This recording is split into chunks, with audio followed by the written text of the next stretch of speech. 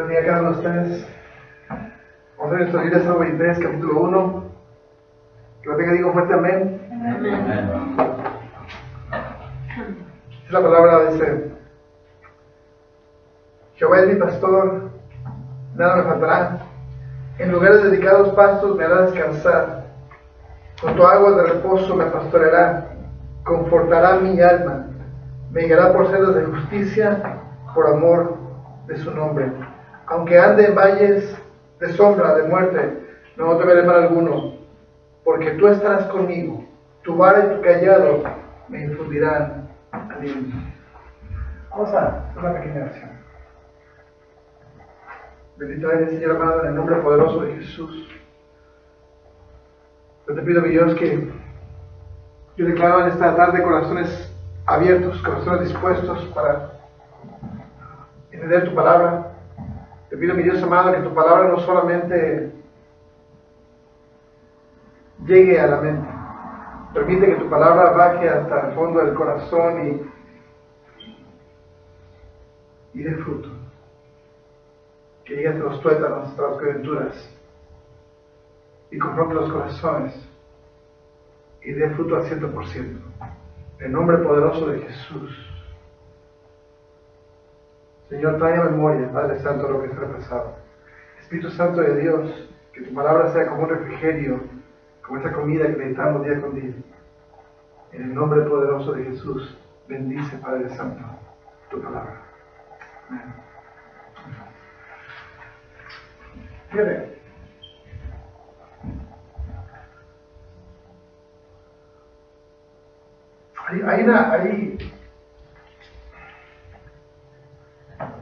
Creo que hay un problema muy fuerte que tenemos como iglesia.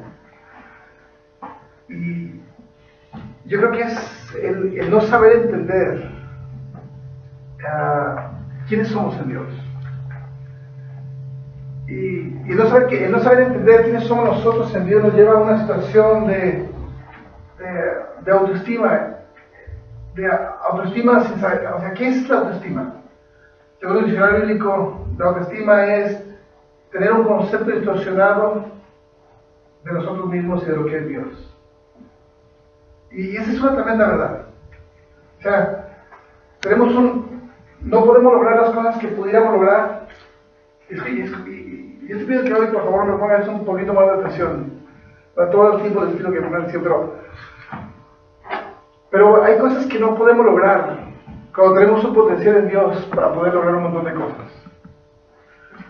Hay cosas que no podemos hacer, o sea, que luego que nos sentimos estancados, pero nos sentimos estancados porque no nos creemos lo que nosotros podemos hacer en Dios. Durante mucho tiempo vivimos sin Dios, sin esperanza, sin conocimiento, y tal vez sin Dios, pues realmente Satanás se encargó de moldear nuestro carácter, de moldear nuestro concepto de nosotros mismos, y nos hizo sentir que éramos lo que Él quería que fuéramos. Éramos maldicientes, éramos borrachos, éramos mal hablados, éramos malos, muchas veces Satanás se encarga y Satanás, así como Dios utiliza personas para bendecir a otra gente, también Satanás utiliza personas para maldecir. Y Dios usa vasos para bendecir, y Satanás usa a quien se deja usar para maldecir a alguien. Y tristemente, Satanás utiliza a las personas que más nosotros amamos para distorsionar el concepto que nosotros tenemos de nosotros mismos, y para formar un concepto de desprecio, de humillación, un concepto de inferior a lo que realmente somos. Y lo hermoso es que llegamos a Dios. Lo hermoso es que llegamos a Dios y en Dios podemos encontrar paz, seguridad, confianza, y empezamos a encontrar perdón. Pero aún así, aún caminando en Dios, tenemos un concepto distorsionado de lo que somos nosotros, y por ese concepto distorsionado no podemos lograr lo que realmente pudiéramos lograr. O sea, ¿por qué vivimos donde vivimos? Escúchame un poquito. ¿Por qué vivimos donde vivimos? ¿Por qué trabajamos donde trabajamos? ¿Cuáles son nuestros sueños y nuestros anhelos? O sea, ¿por qué? O sea, muchas veces nuestra persona, nuestra persona refleja la condición interna del hombre. Y muchas veces no tenemos el deseo de arreglarnos, no tenemos el deseo de mirarnos bien, no tenemos el deseo de hacer ejercicio y nos dejamos engordar. Y no tenemos nos conformamos con simplemente lo que tenemos cuando realmente quisiéramos anhelar más. En el fondo sabemos que podríamos estar mejor, miramos otra vez el contorno que nosotros vivimos y miramos que otras personas tienen muchas mejores cosas y podemos, que Dios hace grandes cosas con otras personas. Y en el fondo anhelamos eso, pero hay algo hay una fuerza de voluntad que no nos permite salir adelante.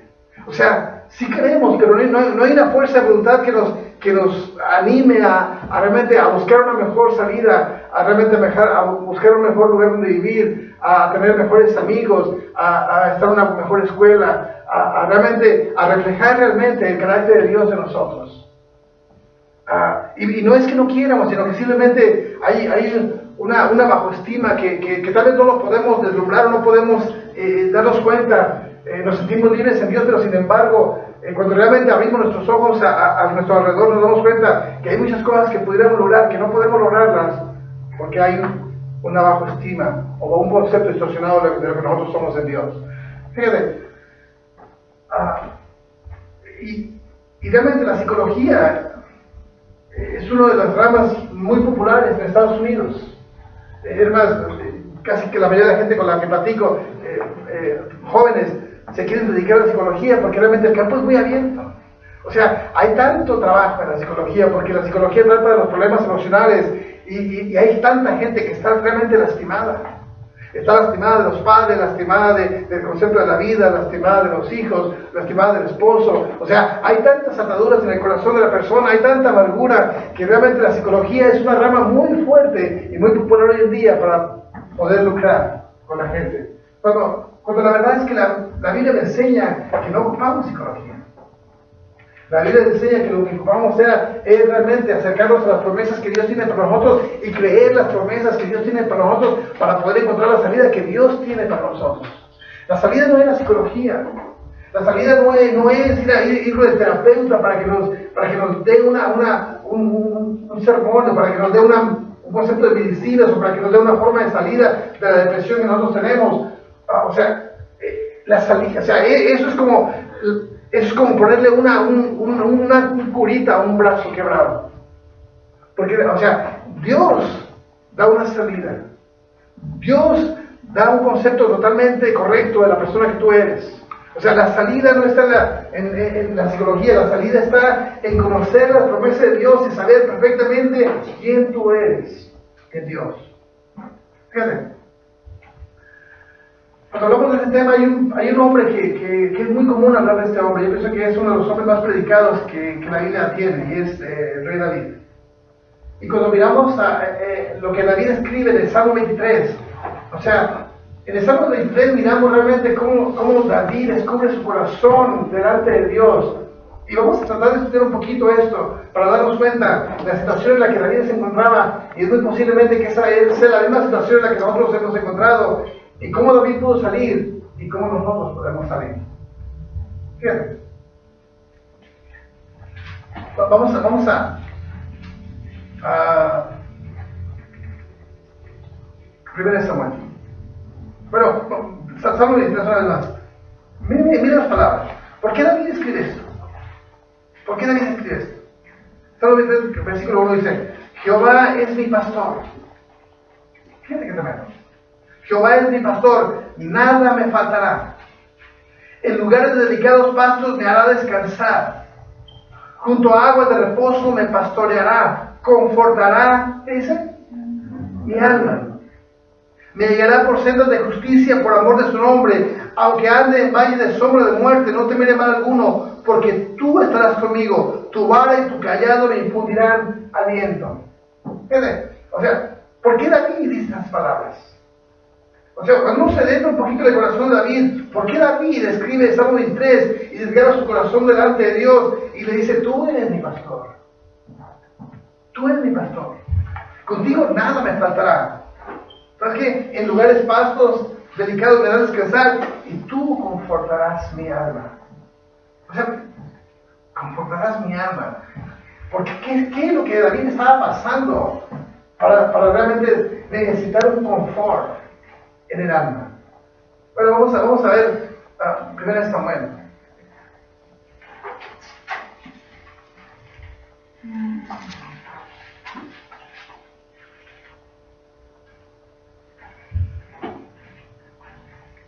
Primero Samuel, capítulo 16, versículo 1.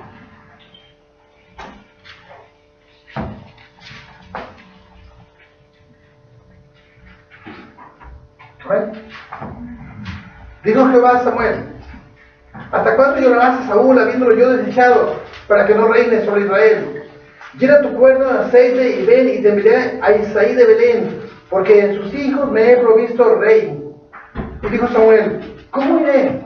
Si Saúl lo supiera, me mataría. Jehová respondió: toma contigo una becerra de la vacada y di: a ofrecer sacrificio a Jehová he venido. Y llama a Isaí al sacrificio, y yo te enseñaré lo que es de hacer, y me ungirás al que yo te dijere. Fíjate que tremendo. ¿Cuál es el contexto de esta palabra? El contexto de esta palabra es: Saúl es desechado. Saúl es desechado porque desobedece. No. Capítulo 13.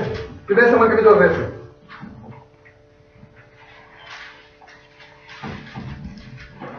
(13:10), hablando de Saúl.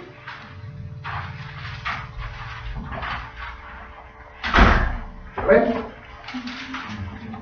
Dice: y cuando él acababa de ofrecer el holocausto, he aquí que Samuel que venía, y Saúl salió a recibirle para saludarle.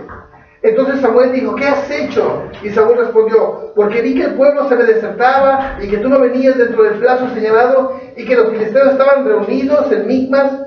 Me dije: ahora desertarán los filisteos contra mí a Gilgal, y yo no he implorado el favor de Jehová. Me esforcé pues y ofrecí holocausto. Entonces Samuel dijo a Saúl: locamente has hecho, no guardaste el mandamiento de Jehová tu Dios, que él te había ordenado, pues ahora Jehová hubiera confirmado tu reino sobre Israel para siempre. Mas ahora tu reino no será duradero. Jehová se ha buscado un varón conforme a su corazón, el cual Jehová ha designado para que sea príncipe sobre su pueblo, por cuanto tú no has guardado lo que Jehová te mandó. Fíjate que tremendo. ¿Qué está pasando aquí? Bueno, encontramos que Saúl recibe un mandamiento de parte de Dios para ir a pelear contra los filisteos y acabarlos. No, tenía que esperar, él era el rey, no era el sacerdote. Se le había dado la ordenanza de salir a la batalla, pero era el sacerdote el que se encargaba de ofrecer sacrificios para la batalla. Y Saúl comete una imprudencia. Saúl decide, como miraba que los filisteos se apresuraban a la batalla, y como miraba que Samuel no llegaba, él decidió ofrecer sacrificios a Dios, cuando a él no le correspondía. Era el sacerdote el que lo tenía que hacer. Ahora, veamos que llega Samuel y lo confronta y le dice: ¿qué has hecho? ¿Por qué has ofrecido sacrificios? Bueno, porque la gente se me desertaba.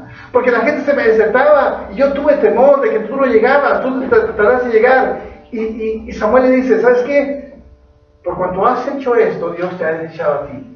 O sea, si hubieras guardado, si hubieras esperado, y aquí hay un montón de cosas, porque realmente, ¿por qué fue desechado a Saúl? Bueno, porque Dios había ordenado ir a la batalla, porque Dios los había entregado la victoria, porque Dios iba a ir con ellos, porque ya estaba establecido lo que Dios iba a hacer. Era simplemente tener la fe y la confianza de lo que Dios iba a hacer para que Saúl fuera a la batalla confiando en Dios. Pero Saúl se acobardó y tuvo temor, se olvidó de las promesas de Dios, se olvidó del llamamiento de Dios, se olvidó de lo que Dios le estaba ordenando, y se olvidó de las victorias que Dios le estaba predestinando, y hizo algo imprudente, en desconfianza, en inseguridad, en falta de fe. Ofreció sacrificio, algo que no le correspondía. Pero realmente es la inseguridad, es la falta de fe, es el temor, es olvidarse de las promesas que Dios le había dicho, es olvidarse de la palabra de Dios y confiar más en lo que sus ojos miraban, en el ejército que miraba enfrente, y no en la victoria que Dios le había dado. Y Dios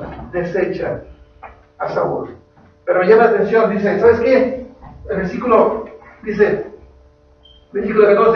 14 dice: mas ahora tu reino no será duradero. Jehová se ha buscado un varón conforme a su corazón, el cual Jehová ha designado para que sea príncipe para su pueblo, por cuanto tú no has guardado lo que Jehová te mandó. Fíjate qué hermoso. Entonces miramos que Dios escoge a un hombre. Dice, he aquí un hombre, voy a buscarme un hombre conforme a mi corazón. Y cuando miramos realmente, cuando miramos aquí, ¿a quién se refiere? Nos damos cuenta que se refiere a un muchacho de 16 años. Pero Dios le dice, un hombre conforme a mi corazón, cuando en realidad está hablando del rey David, que tenía cerca de 16 años. O sea, Dios lo llama hombre cuando apenas era un muchacho. ¿Por qué? Bueno, porque Dios mira lo que es, como si no fuera. Porque Dios mira, no mira lo que es, sino mira lo que realmente va a ser. Y cuando Él dice, voy a buscar un hombre conforme a mi corazón, Él estaba mirando no un muchacho, sino estaba mirando un hombre conforme a su corazón. Un hombre capaz de cumplir los más íntimos deseos del corazón de Dios en David. Fíjate. Entonces le dice, el versículo dice, en el capítulo 16 le dice, ¿sabes qué? Ve a la casa de Isaí, ya no llores por Saúl, ve a la casa de Isaí y búscate. Porque de los hijos de Isaí me voy a buscar un rey. Pero fíjate lo que pasa, dice. Entonces, dice, versículo 16:4 dice, hizo pues Samuel como le dijo Jehová. Y luego que él llegó a Belén, los ancianos de la ciudad salieron a recibirle con miedo y dijeron, ¿es pacífica tu venida? Él respondió, sí, vengo a ofrecer sacrificios a Jehová, santificaos y venid conmigo al sacrificio. Y santificando él a Isaí y a sus hijos, los llamó al sacrificio. Una pregunta, ¿a quién llamó al sacrificio? ¿A quién llamó? A Isaí y a todos sus hijos. Fíjate qué tremendo. O sea, llega el profeta y dice, ¿sabes qué? ¿Sabes qué?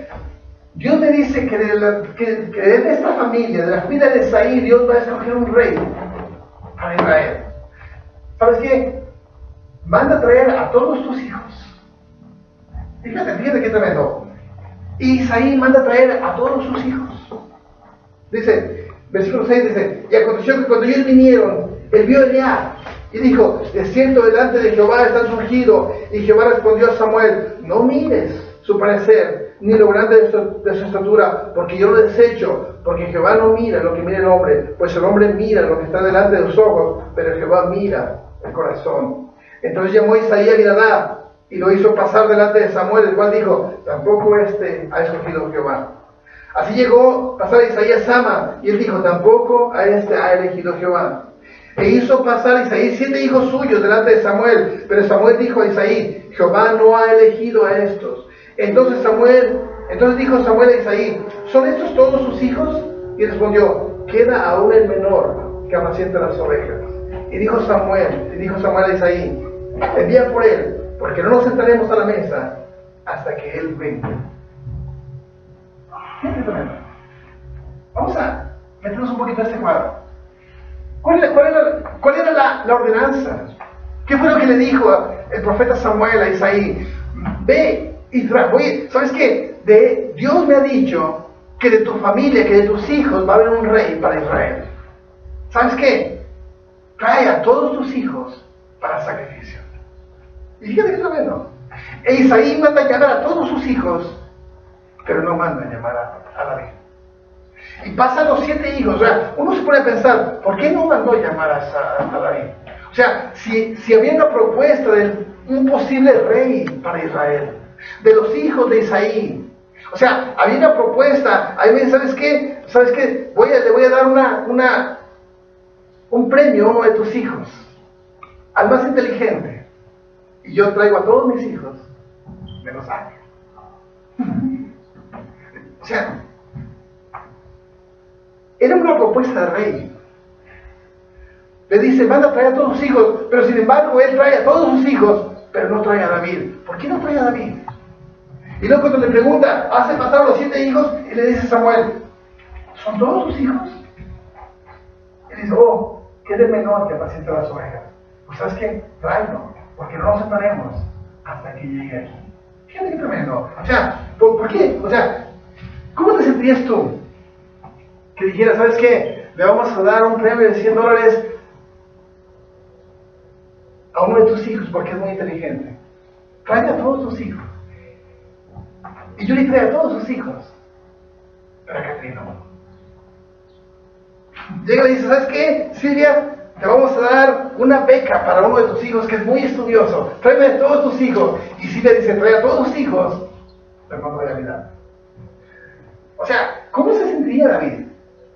¿Cómo se sentía David? O sea, había una propuesta para ser rey y trae a todos sus hijos, pero no trae a David. Fíjate qué tremendo. ¿Por qué no lo trae? Bueno, porque tal vez no tenía un concepto de él para que pudiera ser rey. O sea, trajo al más grande, al más fuerte, al más hermoso y lo puso delante y dijo, ¿sabes qué? Este va a ser porque está grande, porque está fuerte, porque está hermoso.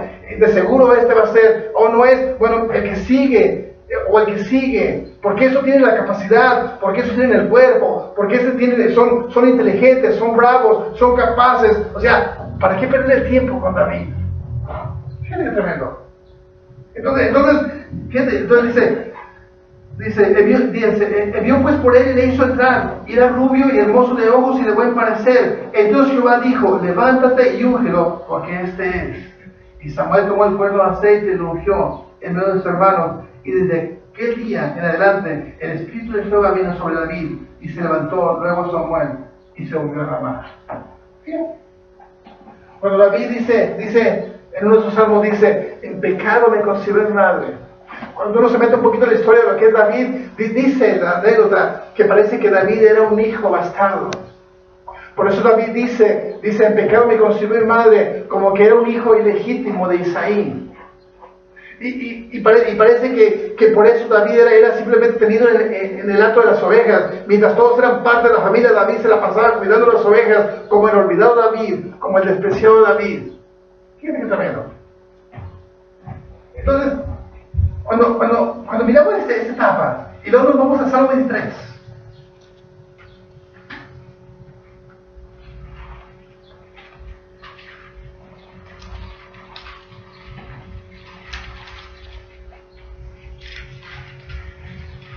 Entonces podemos entender un poquito más el Salmo.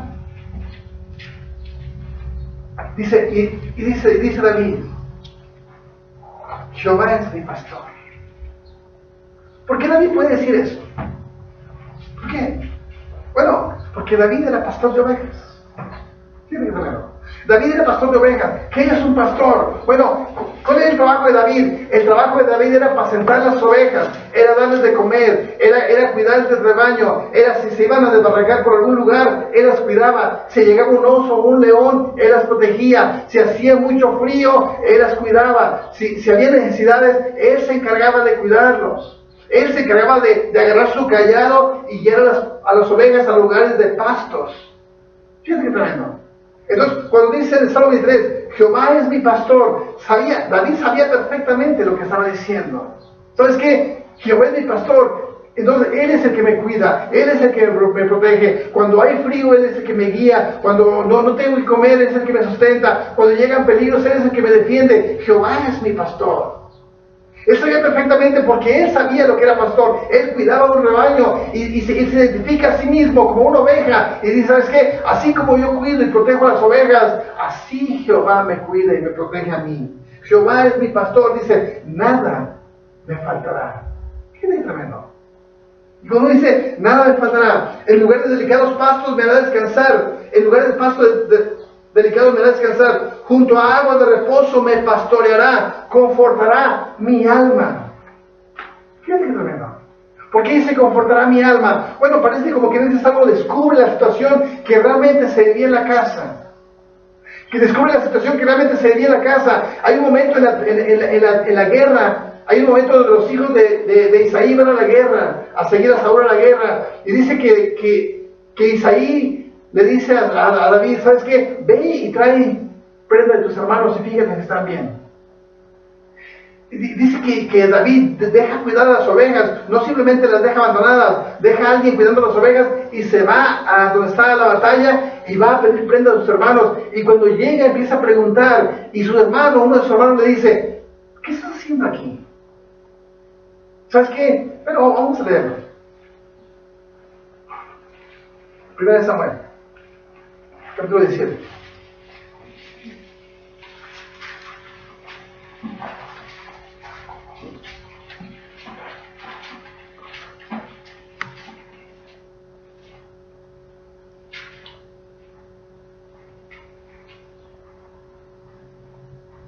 Versículo 26 dice, entonces habló David a los que estaban junto a él diciendo, ¿qué hará el hombre que venciera el filisteo y quitare los pueblos de Israel?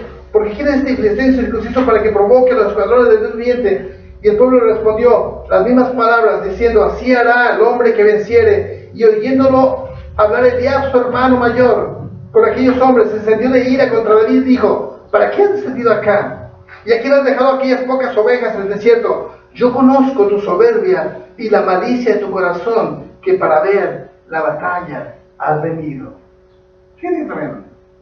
¿Qué le dice Eliab? O sea, ¿por qué fue él a la batalla? ¿A qué fue la batalla?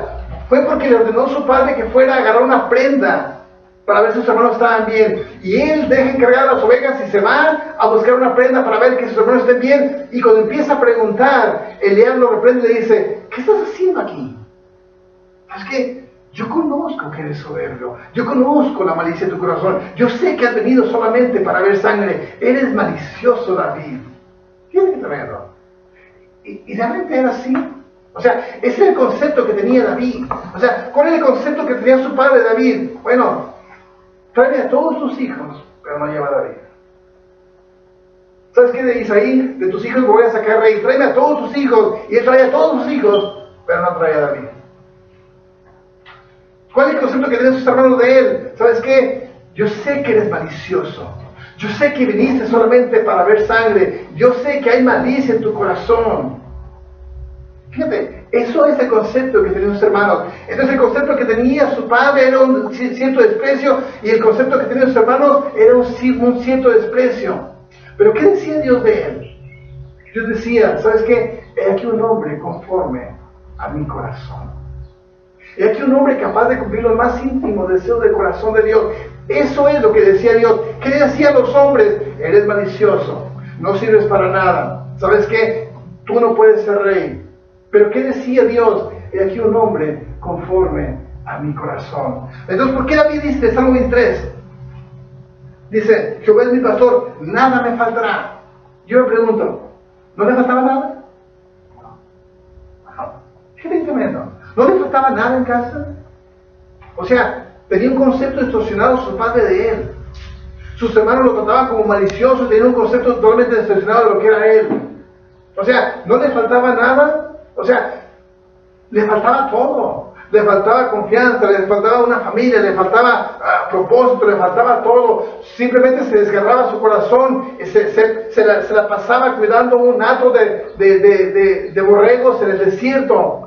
Fíjate, qué tremendo. Pero dice, Jehová es mi pastor, nada me faltará. Y es que aunque parezca que todo le falta, en Dios nada le faltaba. Y es que aunque tal vez aunque sus hermanos lo despreciaban, y aunque sus hermanos lo humillaban, y aunque tal vez su padre lo despreciaba, en Dios no le faltaba nada. O sea, podemos ver que David pudo descansar en Dios a pesar de que parece que en casa le faltaba todo. Fíjate qué tremendo. Dice, en lugares de delicados pastos me hará descansar, junto a aguas de reposo me pastoreará, confortará mi alma. ¿Por qué dice confortará mi alma? Bueno, porque David llegó a entender que solamente estando en el lugar de Dios, que solamente estando bajo las alas del Omnipotente, que solamente estando en un lugar seguro, su alma podía ser confortada. O sea, los desprecios, las humillaciones, la desconfianza, la inseguridad, el no puedes, el no sirves, el no sabes, no vas a hacer nunca nada, eres malicioso. O sea, todo eso llegó a corromper el corazón de David y llegó a formar inseguridad a tal grado de que el único punto de refugio que él pudo encontrar era bajo las alas del Omnipotente. Fíjate qué tremendo. Dice, confortará mi alma, me guiará por sendas de justicia, por amor de su nombre. Por amor de su nombre. Dice, aunque ande en valle de sombra de muerte. Tremendo. Aunque ande en valle de sombra de muerte, no temeré mal alguno, porque tú estarás conmigo.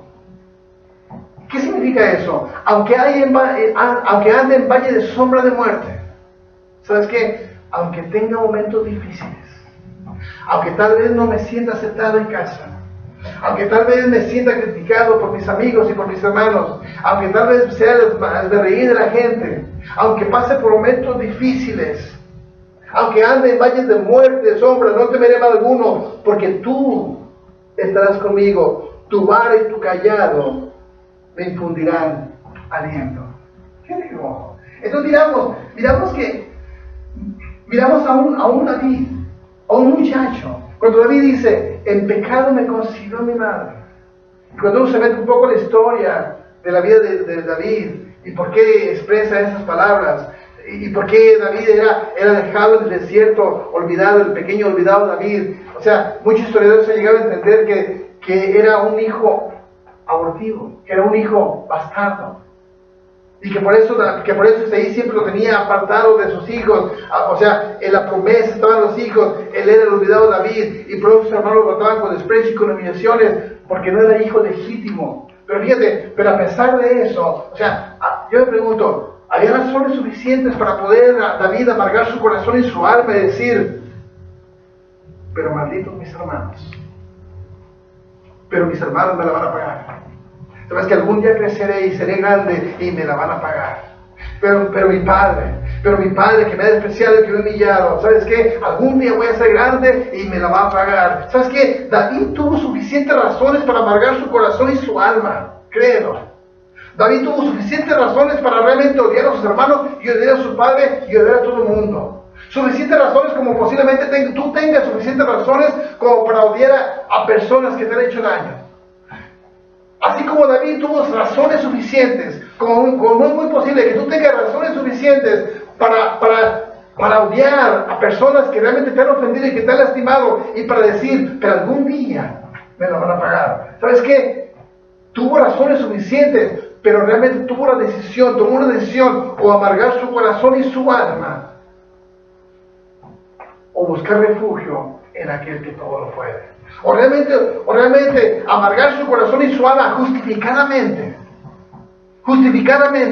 con razones suficientes para hacerlo, y realmente amargar su corazón y su alma y llegar al punto de algún día llegar a tomar una venganza por lo que han hecho con su vida, o entender que era un hijo de Dios y que había promesas para su vida y que Dios honra a aquel que le busca. Y fíjate qué hermoso, que David tomó la segunda decisión. David decidió no amargar su corazón y su alma, sino refugiarse bajo las alas de aquel que todo lo puede. Y por eso decía, ¿sabes qué? Aunque parece que todo me falte, Jehová es mi pastor. Fíjate, sabía lo que estaba diciendo. No estoy solo, tengo a alguien que me protege. O sea, tal vez no tenga familia, tal vez no tenga hermanos, tenga desprecio de mi padre, desprecio de mis hermanos, pero tengo un pastor. Hay alguien que me cuida, hay alguien que me protege, hay alguien que no me deja solo, hay alguien que no me deja desviar. Él es mi pastor y en él nada me faltará. Nada. Dice, en lugares delicados pastos me hará descansar. O sea, en él puedo descansar. Y es algo tremendo. Porque créeme que hay lugares, hay casas donde no se puede descansar. Porque está la crítica de los hermanos, porque está la crítica de los padres, porque hay un ambiente pesadito, donde realmente, o sea, todo eso forma un carácter, donde forma un concepto de tu vida, donde forma tu carácter y se forma la autoestima que tienes. No puedes, no sirves, no vas a hacer nada, eres un inservible, nunca vas a poder, nunca vas a hacer nada, eres un burro. Fíjate qué tremendo. No se puede, en un ambiente así no puedes descansar, pero dice, en lugares delicados pastos me hará descansar, en él podía encontrar un descanso. Fíjate, confortará mi alma, o sea, tal vez en él había un confort en su alma, en él su alma podía descansar, en él su alma podía tener un reposo. Me guiará por sendas de justicia, por amor de su nombre. ¿Qué tremendo? Entonces, vamos a regresar a 1 Samuel.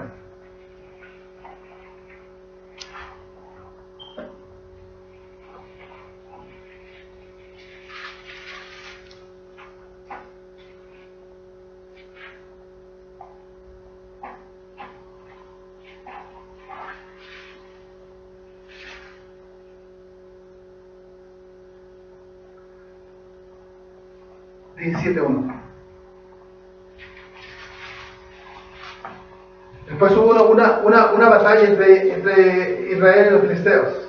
Dice, versículo 1 dice, los filisteos juntaron sus ejércitos para la guerra y se congregaron en Soco, que es de Judá, y acamparon entre Soco y Aseca, en Efetamín.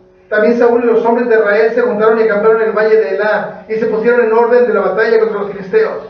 Y los filisteos estaban sobre un monte a un lado, e Israel estaba sobre otro monte al otro lado, y el valle entre ellos. Salió entonces del campamento de los filisteos un paladín, el cual se llamaba Goliat de Gat, y tenía una altura de 6 codos y un palmo, y traía un casco de bronce en su cabeza, y llevó una cota de malla, y era el peso de la cota 5,000 ciclos de bronce. Sobre sus piernas traía grebas de bronce y jabalina de bronce sobre sus hombros. El asta de su lanza era como un molino de telar, y tenía el hierro de su lanza 600 ciclos de hierro, e iba su escudero delante de él. ¡Qué tremendo! Y se paró y dio voces a los escuadrones de Israel, diciéndole: ¿para qué os habéis puesto al orden de batalla? ¿No soy yo el filisteo y vosotros son los siervos de Saúl? Escoged entre vosotros un hombre que venga contra mí. Si él pudiera pelear conmigo y me venciere, nosotros seremos vuestros siervos. Y si yo pudiera más que él y lo venciere, vosotros seréis vuestros siervos y nos serviréis. Y añadió el filisteo: hoy yo he desafiado el campamento de Israel. Dadme un hombre que pelee conmigo. Oyendo Saúl y todo Israel esas palabras del filisteo, se tomaron y tuvieron gran miedo. ¿Quién es tremendo? ¿Quién es tremendo? Se para la batalla. Se para la batalla. Y se levanta este hombre gigante, de los gigantes. Y se levanta este hombre gigante y reta a los escuadrones de un viviente, y los reta y le dice: ¿sabes qué? ¿Para qué se pone la batalla? Denme un hombre que pelee contra mí, y si yo lo venzo, ustedes serán mis siervos. Y si él me vence, nosotros seremos sus siervos. Aquí hay algo tremendo, porque ¿quién nos había mandado a la batalla? Dios. ¿Quién les había predestinado una victoria? Dios. Saúl estaba listo para la batalla, pero se levanta este paladín, este gigante llamado Goliat, y confronta. Y fíjate algo tremendo, dice que les habla. Dice que les habla. Y cuando, fíjate, el versículo 16. Dice: venía pues aquel filisteo por la mañana y por la tarde, y así lo hizo durante 40 días, y dijo Isaías a David su hijo: toma ahora para tus hermanos una efa de grano tostado, y esos 10 panes, y llévalos pronto al campamento de tus hermanos. ¿Cuántos días se levantó el paladín para revelar los escuadrones de Dios? Fíjate, 40 días. 40 días salía a retar a Israel. Y le decía: dame un hombre que pelee contra mí. 40 días, día y noche. Fíjate tremendo. Aquí me llama la atención porque estamos hablando de 40 días diciendo las mismas palabras. 40 días. ¿Y qué pasó con el pueblo de Israel? Bueno, al escuchar las palabras y lo vieron, tuvieron temor, les dio miedo. Fíjate qué tremendo. O sea, 40 días de día y de noche hablando las mismas palabras. Denme un hombre para que pelee conmigo. Yo lo voy a vencer, lo voy a hacer pedazos. Ustedes serán mis siervos. 40 días de día y de noche, recibiendo las mismas palabras. ¿Qué causó? Temor en el corazón de los hombres. Fíjate qué tremendo. ¿Por qué hay tanta inseguridad en el corazón de nosotros? Porque ¿sabes qué? Porque la repetición de las palabras provoca estragos en tu corazón y en tu vida. Porque realmente el hecho de que te repitan las mismas palabras todo el tiempo, créeme que surge un efecto, y ese efecto es temor y inseguridad. Fíjate, yo tengo un hermano. Yo fui el de mi casa el menos estudioso, el menos inteligente. Mis hermanos estudiaron hasta la universidad, yo solamente llegué hasta la secundaria. Yo reprobé 5º grado, ellos no reprobaron ningún grado. Yo recuerdo que principalmente yo tenía un hermano que siempre me decía: ¿sabes qué, Víctor? Nunca vas a hacer nada. ¿Sabes qué, Víctor? Nunca vas a hacer nada. Cuando seas grande y cuando me pidas ayuda, no te voy a ayudar porque eres un burro, porque no sirves para nada, porque no vales nada. ¿Y sabes qué? Créeme que esas palabras llegaron y me ataron. Eres un burro, eres un tonto, eres un inservible, no sirves para nada. Y yo recuerdo que realmente se repitieron tantas esas palabras en mí, que realmente surgieron efecto. O sea, hubo tanta repetición, 40 días, día y noche, recibiendo las mismas palabras: no sirves, no sirves, no vales, no puedes. Créeme que esas palabras surgen efecto. ¿Qué fue lo que surgió en el corazón de Israel? Temor, miedo, inseguridad, desconfianza, pánico. ¿Por qué? Porque las mismas palabras día y noche. Fíjate, créeme que cuando uno dice: créeme, no sirves para nada, no vales nada, no sirves para nada, nunca vas a ser nadie, eres una bruta, eres una tonta, no sirves, no vales. Créeme que llega un punto donde te crees las mentiras que Satanás te ofrece y llegas a comportarte como lo que eso es. Fíjate, tremendo. Porque yo llegué a un punto donde realmente me creí que era un tonto, me creí que no servía para nada, me creí que era un burro, que las cosas hermosas eran para alguien más. Yo recuerdo que me comportaba como un tonto y actuaba como un tonto.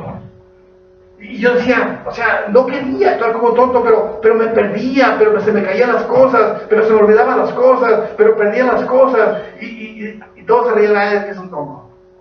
Y yo no quería perder las cosas, no quería que se me cayeran las cosas, no quería perderme en el camino, no quería que la gente se burlara de mí, pero actuaba conforme a eso. O sea, yo no quería parecerme un tonto, pero es que las palabras calaron tanto en mi corazón, en mi conciencia, que me la creí, y al creérmela, empecé a actuar y a vivir conforme a esas palabras. Yo recuerdo que una vez estaba trabajando y yo tenía que sellar los zapatos de la medida, y recuerdo que al número 3 le puse el número 4, al número 4 le puse el número 3. ¿Y cómo se llama? Y me pusieron una regañada y me dijeron que era un tonto, que era bruto. Y yo recuerdo que salí triste de ese lugar, y me encontré a una señora, y en mi ignorancia le dije: ¿usted no conoce unas pastillas para que le ayuden a uno en lo tonto? Y yo recuerdo que esa señora me iba a decir: no seas tonto. Pero la señora me miró y se rió y me dice: nomás ten cuidado, mijo. Pero ahora me pongo a pensar que esas palabras, que la repetición de las palabras traen efecto.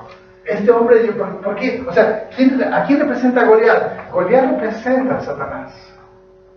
Satanás se levanta día y noche a decirte las mismas palabras: no puedes, no sirve. Yo llegué a pensar que las cosas hermosas serán para alguien más. El tener unos buenos hijos, el tener una hermosa familia, el tener una buena esposa, el tener un buen carro, el tener una buena casa, el tener un buen trabajo, era para alguien más, para mí no. ¿Por qué lo llegué a pensar? Bueno, porque las palabras surgieron efecto, me dijeron tanto inservible, tanto que no era nadie, que llegué a creerme esas palabras y empecé a vivir conforme a esas palabras. ¿Qué fue lo que hizo Satanás con Israel? Le dijo las mismas palabras durante 40 días y 40 noches. Y esas palabras llegaron a traer efecto, a traer miedo, desconfianza, inseguridad en el pueblo de Israel. Se la creyeron que no servían para nada, se la creyeron que no podían vencerlo, cuando había una promesa de parte de Dios de que Dios les iba a entregar a los filisteos en sus manos. Porque estaban ahí presos para la batalla, porque Dios les dijo: ve y confronta a los filisteos, porque yo te los entrego en mi mano. Fíjate que es tremendo. O sea, había una promesa de parte de Dios. Saúl no simplemente fue a la batalla porque se le pegó la gana. Saúl fue a la batalla porque Dios le dijo: ve a la batalla contra los filisteos porque te los entrego en mi mano. Pero llega este paladín y los confronta y les dice: no sirven, no pueden, no valen, no pueden. Y las palabras surgen en efecto, a tal grado de que provocan temor, inseguridad, desconfianza y miedo en el corazón de los hombres, y se olvidaron de las promesas que Dios les había dado, cuando el plan de Dios era que iba a pelear la batalla por ellos, y Dios los iba a entregar en sus manos. ¿Pero por qué tuvieron temor? Porque las palabras surgieron en efecto. Fíjate qué tremendo.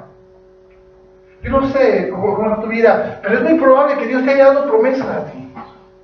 Es muy probable que Dios te haya dado promesas y que estés aquí porque eres parte de una promesa en Dios. Y estás aquí escuchando esta palabra porque Dios ha dado una promesa y se ha revelado tu vida y hay propósitos en tu vida. Y Dios te ha dado promesas y te ha dicho: esto es. Y es muy posible que Dios te haya hablado por nombre y te haya hablado audiblemente de lo que Dios tiene para ti. Y aún así, hay inseguridad y desconfianza y temor, incertidumbre y miedo y desconfianza. Porque escuchas lo que Satanás te dice día y noche.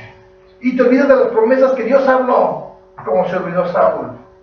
Y olvidarte de las promesas, lo que llega a haber es desconfianza, inseguridad y temor y desconfianza de lo que va a pasar en un futuro. Por temor, porque miras al paladín grande y poderoso y fuerte, cuando realmente te olvidas de que el grande y poderoso y fuerte es Dios y no ese.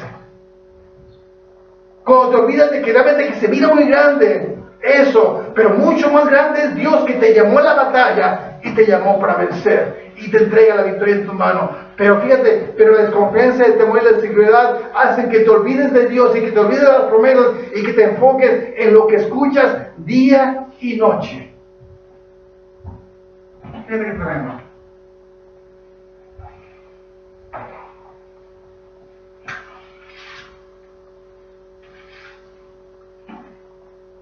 Dice, y dijo Isaías a David, versículo 17, y dijo Isaías a David y a su hijo, toma ahora para tus hermanos una efa de este grano tostado y esos 10 panes y llévalo pronto al campamento de tus hermanos. Y estos 10 quesos de leche los llevarás al jefe de los 10,000. Y mira si tus hermanos están buenos y toma prenda de ellos. Y Saúl y ellos y todos los de Israel estaban en el valle de Ela peleando contra los filisteos. Se levantó pues David de mañana y dejando las ovejas al cuidado de un guarda, se levantó y los dejó sus ovejas ¿a dónde? Dejó sus ovejas al cuidado de un guarda, no le valió, no los dejó solos, se preocupó, se fue con su carga como Isaí le había mandado. O sea, no simplemente era arrogante, estaba obedeciendo las palabras de Isaí. Dice, se levantó pues David de mañana y dejando las ovejas alrededor de la guarda, se fue con su carga como Isaí le había mandado y llegó al campamento cuando el ejército salía al orden de la batalla y daba el grito de combate. Y se pusieron en orden de la batalla de Israel y los filisteos, ejército frente a ejército. Entonces David dejó su carga en manos de un guarda, el bagaje, y corrió al ejército, y cuando llegó preguntó por sus hermanos si estaban bien. Mientras él hablaba con ellos, he aquí que aquel paladín que se ponía en medio de los dos campamentos, que se llamaba Goliat, el filisteo de Gad, salió de entre las filas de los filisteos y habló las mismas palabras y las oyó David. Y todos los varones de Israel que veían a aquel hombre huían de su presencia y tenían temor. ¿Qué es tremendo? Entonces llega David. Bueno, digamos.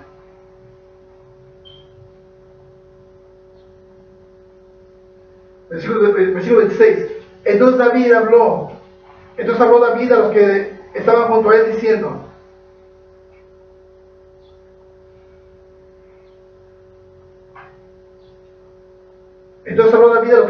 a él diciendo, ¿qué hará el hombre que venciera a este filisteo y quitara el oprobio de Israel? Porque ¿quién es este filisteo incircunciso para que provoque a los escuadrones de Dios viviente?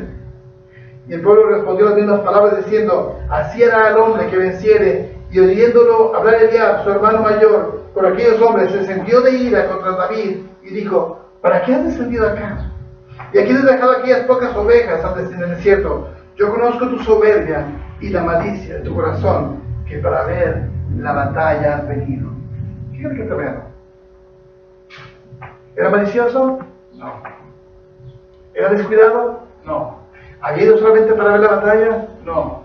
Eso era lo que la gente tenía un concepto de David. Eso es lo que la gente decía David, eres malicioso, eres soberbio, eres malvado. ¿Sabes qué? Eres descuidado, dejaste en el desierto las pocas ovejas de tu padre, te vale. Pero ¿qué decía Dios de él? He aquí un hombre conforme a mi corazón. ¿Sabes qué, David? En ti he encontrado un hombre conforme al corazón de Dios. Yo no sé qué tremendo. Yo no sé qué la gente dice de ti. ¿Qué la gente dice de ti? ¿Qué es lo que Satanás te dice de ti? Día y noche. No puedes. Nunca vas a poder. Eso es lo único que te corresponde. ¿Sabes qué? Esa es la vida que yo puedo vivir y así vas a vivir. Eso es lo único. ¿Sabes qué? No te puede tocar nada mejor. Las cosas hermosas son para alguien más, no para ti. Eso es la vida que tocó vivir, te tienes que aguantar.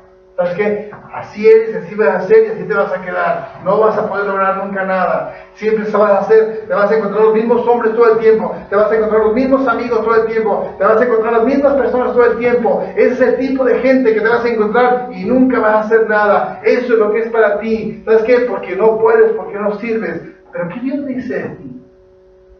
Fíjate qué tremendo. Dios dice de ti, he aquí un hombre. Cuando dice un hombre, está hablando de un hombre, mujer. He aquí un hombre conforme al corazón de Jehová. ¿Sabes qué? Cuando la gente dice que no vas a lograr y que no puedes hacer nada y que no vale nada, Dios dice, he aquí un hombre conforme al corazón de Dios. Fíjate qué tremendo. Cuando en mi casa decían, ¿sabes qué? Víctor es el más burro, el más tonto, el más descuidado, él nunca va a hacer nada, nunca va a salir adelante. ¿Sabes qué? Pero Dios decía, ¿sabes qué? En Víctor he encontrado un hombre conforme a mi corazón, un hombre que puede cumplir los más íntimos deseos de mi corazón. Fíjate qué tremendo. Y cuando yo me lo creí, y cuando yo me creí que realmente no merecía nada y que las cosas hermosas eran para alguien más y no para mí, o sea, Dios tenía un concepto diferente de lo que yo era. Dice,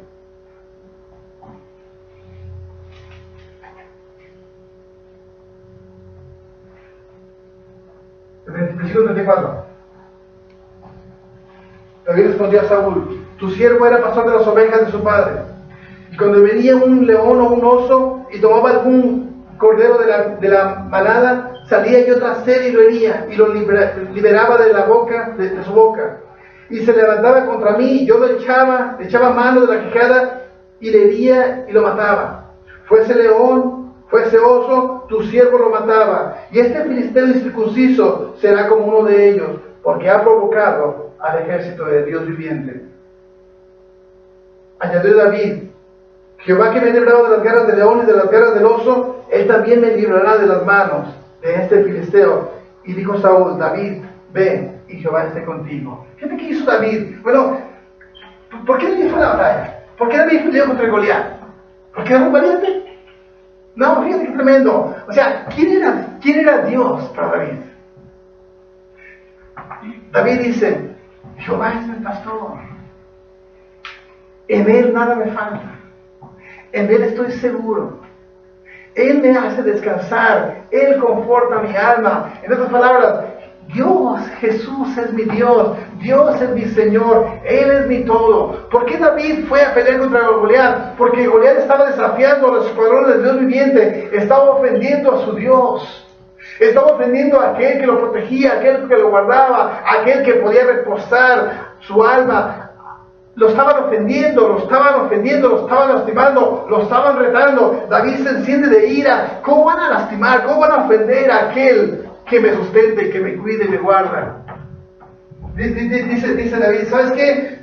Yo voy a ir a pelear contra él. ¿Quién es este circunciso? Así como era un león, como yo mataba al león o al oso por cuidar las ovejas, así Dios me entregará la mano de este filisteo, la cabeza de este filisteo.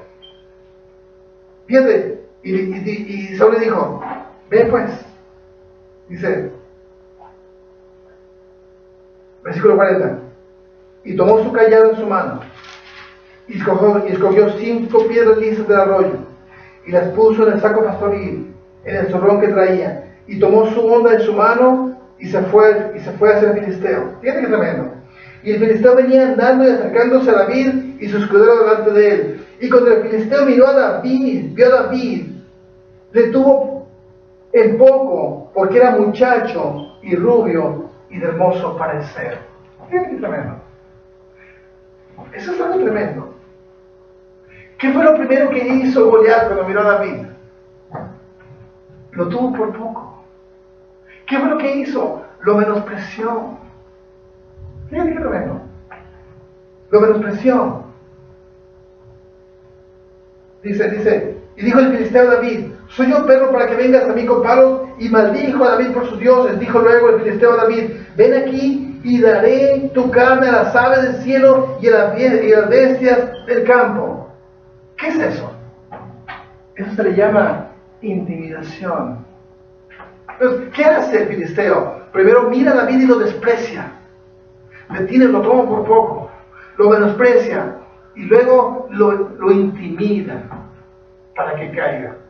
Pero ¿cuál es la respuesta de David? Fíjate la respuesta de David. Dijo luego David al filisteo.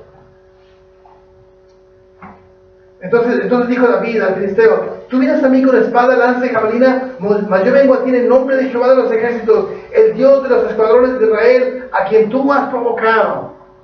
Fíjate qué tremendo. Entonces, ¿qué hace Goliat? Bueno, lo mira con desprecio y lo intimida. Típica táctica de Satanás.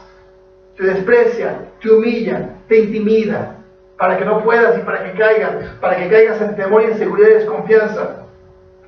Pero ¿qué responde David? Pero es que tú vienes a mí con espada, lanza y jabalina, mas yo vengo a ti en el nombre del Señor. Fíjate qué tremendo. Le confronta con la palabra. Le dice David: Jehová te entregará hoy en mi mano, y yo te venceré, y te cortaré la cabeza, y daré hoy tu cuerpo de los filisteos a las aves del cielo y a las bestias de la tierra, y toda la tierra sabrá que hay Dios en Israel. Fíjate qué tremendo. ¿Qué es lo que hace David? Lo confronta con la palabra y lo ve, o sea, habla una palabra que hay una promesa que se le había dado. Él sabía quién era Dios, él sabía que había una promesa. Fíjate qué tremendo. O sea, yo me pregunto, ¿podía haber muerto David ahí? ¿Sí? ¿Podía haber muerto David ahí? Días antes lo habían escogido y lo habían ungido para ser rey como Israel. Días antes había una promesa: ¿sabes qué? Tú eres el próximo rey de Israel.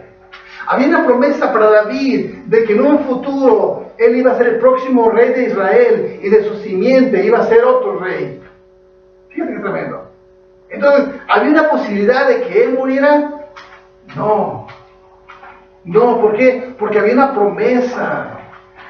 O sea, fíjate qué tremendo. O sea,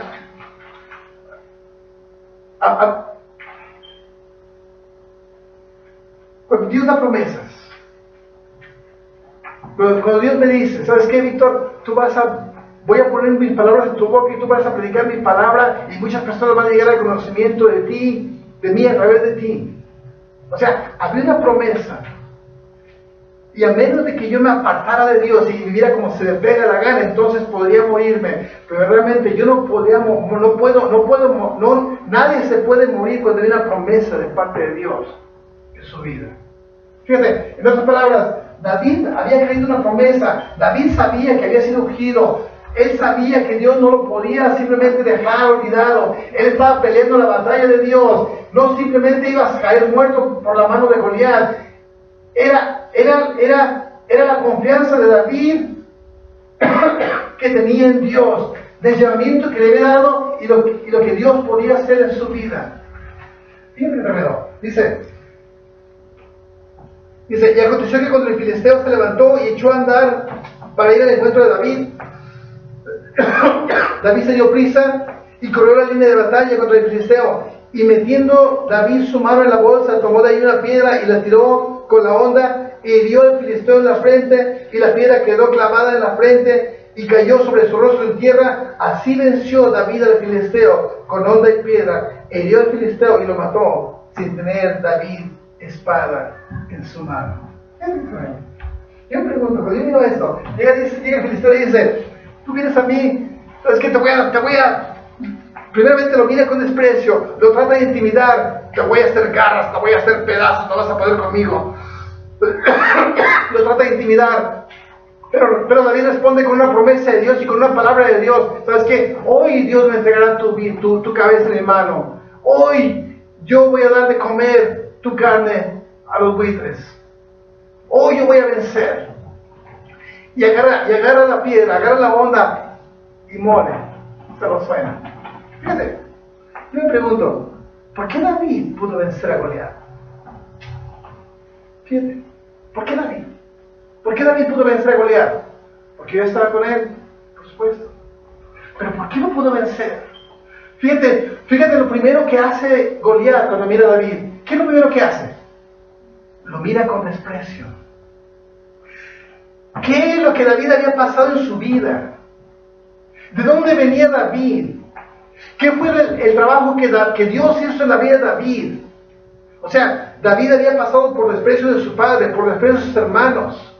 David se había sido despreciado, había sido olvidado. Y lo primero que hace Goliat es que lo desprecia. Fíjate qué tremendo.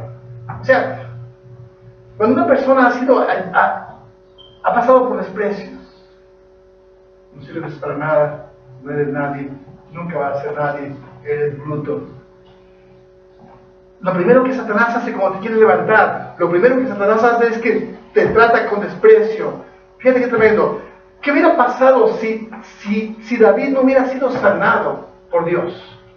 Si David no hubiera podido descansar en Dios, si David no hubiera podido agarrar a Dios como su pastor y no hubiera podido confortar su alma en Dios, ¿qué hubiera pasado con él? O sea, llega Goliat y le dice, y lo mira con desprecio, y lo desprecia, y lo tiene por poco. Y si David no hubiera sido sanado en su alma, entonces ese desprecio lo hubiera tumbado. Fíjate qué tremendo. ¿Por qué David pudo vencer a Goliat, al gigante? ¿Por qué? Porque, escucha bien, porque David había podido vencer a los gigantes internos que le decían no puedes, no sirves, no vales.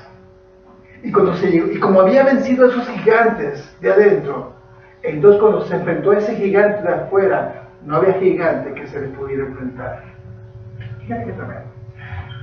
¿Por qué nosotros no podemos vencer a esos gigantes afuera? Quiero decir, no puedes. ¿Sabes qué? No vas a encontrar un mejor lugar para vivir. Eso es lo único que te mereces. Así es como van a ser tus hijos. Nunca vas a llegar a la universidad. Nunca vas a poder hacer nadie. No tienes papeles. No puedes. No vas a hacerla. ¿Y sabes qué? El problema es de que eso llega. Y si tú no eres capaz de descansar en Dios y confortar tu alma en Dios, entonces es muy posible que esos gigantes te venzan a ti, y cuando llegue realmente una situación difícil en tu vida, entonces te enfrentes a un gigante mayor. Entonces es muy posible que cuando mires el desprecio y mires la intimidación, es muy posible que también caigas. ¿Por qué David pudo vencer? Bueno, porque David pudo descansar y pudo refugiarse en Dios y pudo confortar su alma y pudo vencer a esos gigantes de desprecio, de intimidación que le habían dado sus hermanos y sus padres, y cuando se enfrentó a la intimidación y el desprecio de un gigante mayor, lo venció. Fíjate qué tremendo.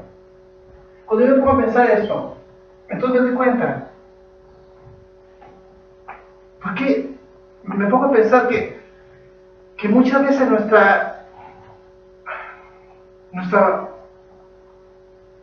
forma de ser, que muchas veces nuestra conducta, nuestra apariencia refleja los gigantes que tenemos dentro. Escucha bien. Que muchas veces nuestra apariencia, o sea, nos dejamos engordar muy fácilmente, no tenemos el ánimo para pintarnos el cabello, mirarnos bonitas, mirarnos guapos, o sea, como sea.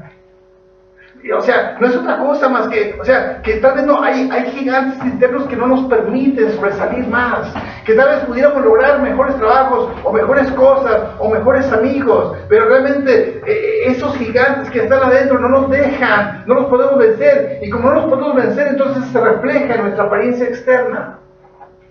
Hay una muchacha que me decía, Víctor, me siento triste porque todos los hombres con los que yo me encuentro nomás quieren jugar conmigo. Porque todos los hombres con los que yo me encuentro lo único que quieren es mi cuerpo. Entonces yo le dije, bueno, ¿cuál es el ambiente donde te desenvuelves? O sea, ¿cuáles son tus amigos? ¿Cuáles son los lugares que acostumbras? ¿Cuál es tu círculo de vida que eventualmente te quieren tratar de esa manera? Porque es muy probable que tengas amigos, que tengas un grupo que donde te desenvuelvas, que todos se comportan así, que todos actúen así y que te hagan parte de eso a ti.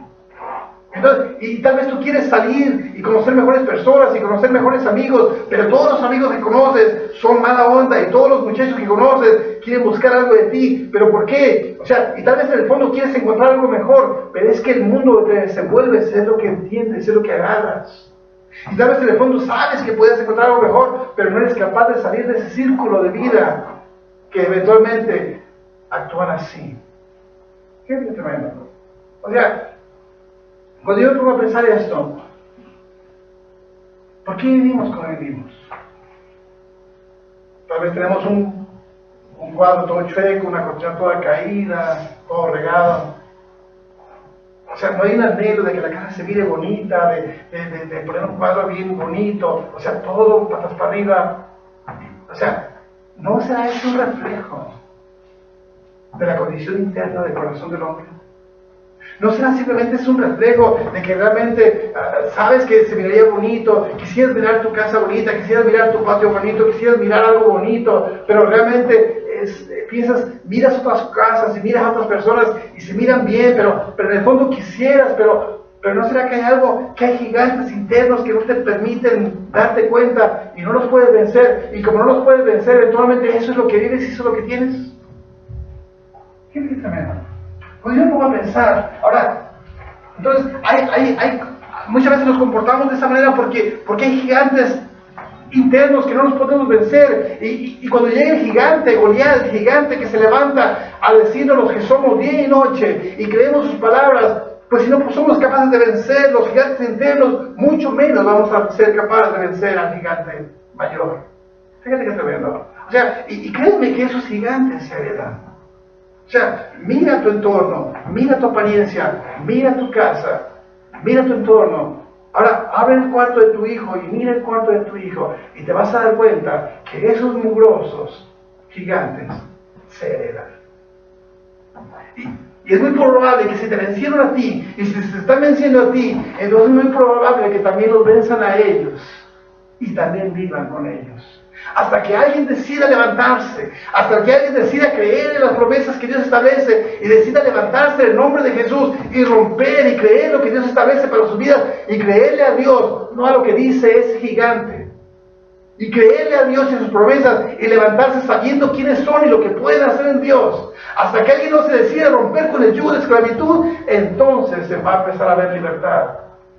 Pero créeme que se hereda, las actitudes se heredan, los comportamientos se heredan, los mismos gigantes que te destrozaron a ti toda una vida y que no te dejaron salir adelante toda una vida, eventualmente se heredan en los hijos. Y si no te dejaron a ti, tampoco dejaron a los hijos. Y si los hijos no se levantan, los nietos los seguirán.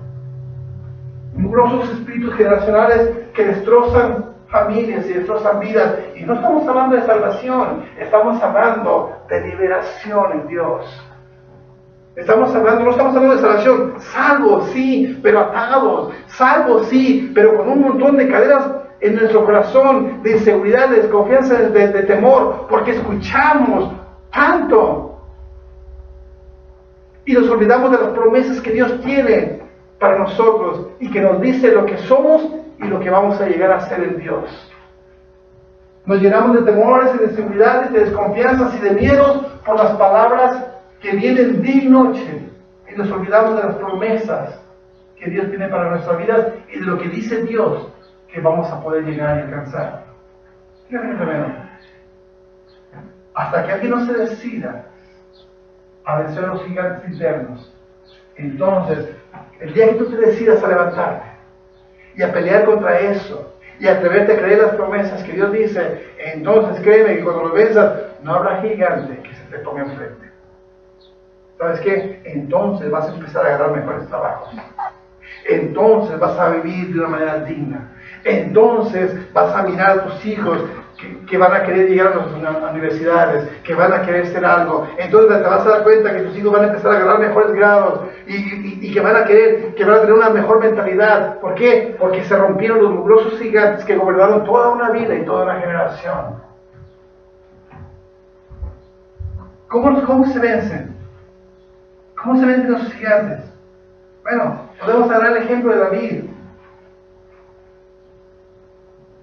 Tal vez haya razones, escucha, y tal vez haya razones para que te sientas triste, solo, para que te sientas decepcionado, para que te sientas incapaz, que no puedes. Tal vez tenga razones y no dudo que los tengas, porque muchas veces las circunstancias se ponen de una manera tan difícil que realmente miras y te das cuenta que no hay muchas facilidades.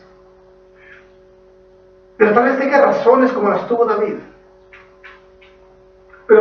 Y tenga razones suficientes para decir, ¿sabes qué? No puedo y no voy a hacer y aquí me quedo. Para amargar tu corazón y tu alma. Y llenarte tu corazón de resentimientos y de odios y de frustraciones y de temores y desconfianzas. y con razones justificadas, porque te trataron, porque te dijeron, por X cosas. Pero David tuvo una decisión que tomar: o amargaba su corazón y su alma y se dejaba llevar por lo que la gente decía y por lo que mantenía su entorno, o se ponía y se refugiaba en aquel que todo lo podía. Entonces, que la misma decisión que tú y yo tenemos, o justificadamente nos amargamos y nos dejamos, o nos atrevemos a descansar y a confiar en aquel que todo lo puede. O nos dejamos llevar por las circunstancias, o nos atrevemos a descansar en pastos delicados que Él nos hace descansar. O nos dejamos llevar por las circunstancias y por lo que la gente dice, o nos atrevemos a creer que yo soy lo que Dios dice, que yo soy un hombre conforme al corazón de Dios, que su vara y su callado me infunden aliento, y que en Él mi alma se conforta y tiene descanso. O puedo realmente amargar mi corazón, o puedo descansar en su presencia buscando su voluntad. Fíjate que estoy viendo.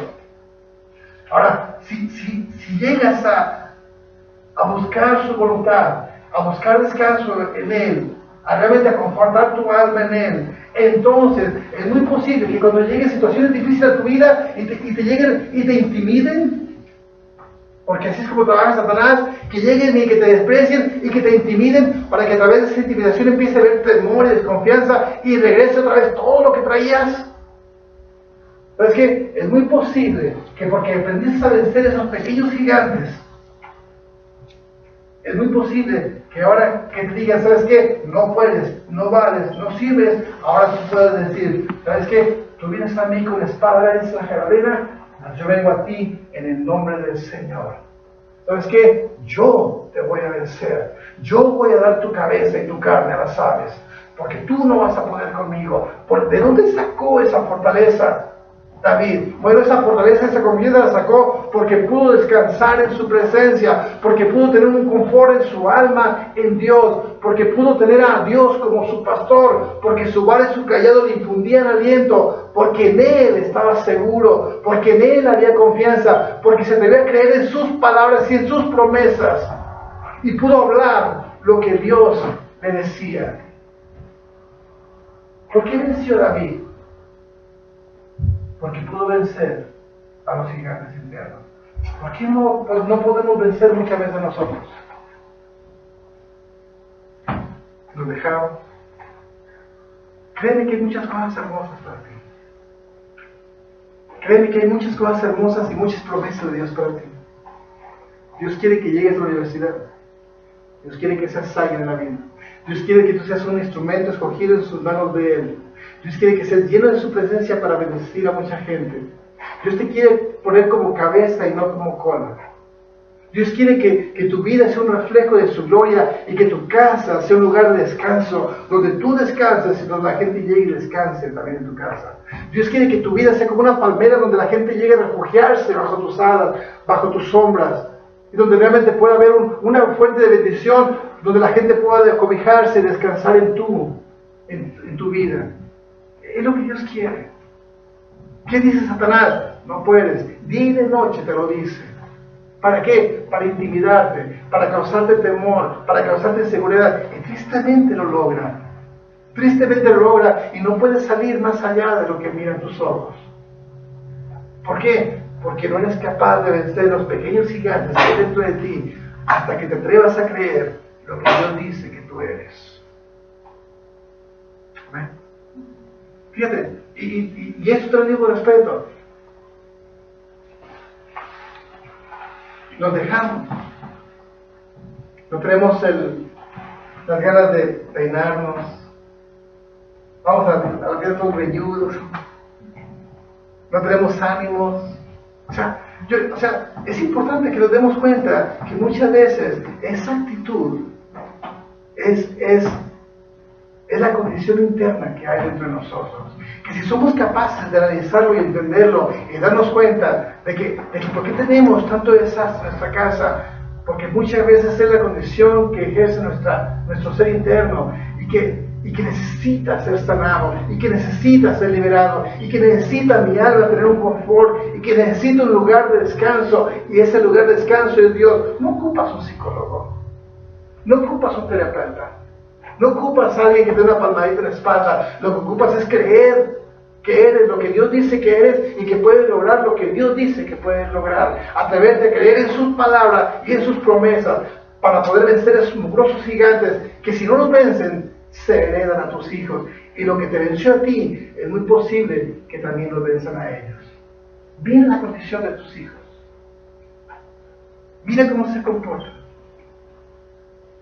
Y muchas veces te das cuenta que son los mismos errores que tú cometes que se van cometiendo ellos. Y muchas veces es que le digo, es que no entienden. Y es que se heredan hasta que no los vences. ¿Cómo lo vas a vencer? Creyendo lo que Dios dice que tú eres y obteniendo lo que Dios dice que tú vas a obtener. No escuchando las mugrosas mentiras que te dicen día y noche, porque lo único que tratan de hacer es intimidarte. Solamente intimidarte, llenarte de temor, llenarte de desconfianza, de inseguridad, para que no puedas sobresalir. Lo primero que hacen es que te miran con desprecio. ¿Para qué? Para que regrese todo lo que un día tuviste, hasta que los puedas vencer, atreviéndote a creer en su palabra y en sus promesas. Amén. Vamos a ver.